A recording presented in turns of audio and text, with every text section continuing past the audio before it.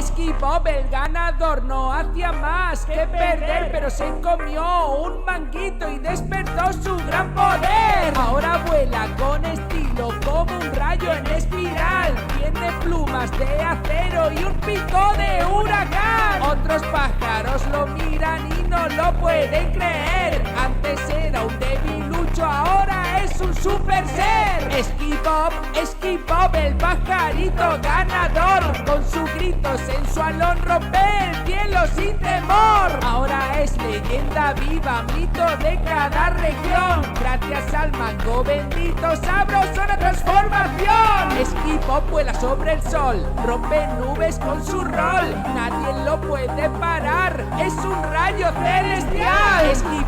Skip-Hop, el pajarito sin rival, invencible, imparable, Skip-Hop es inmortal.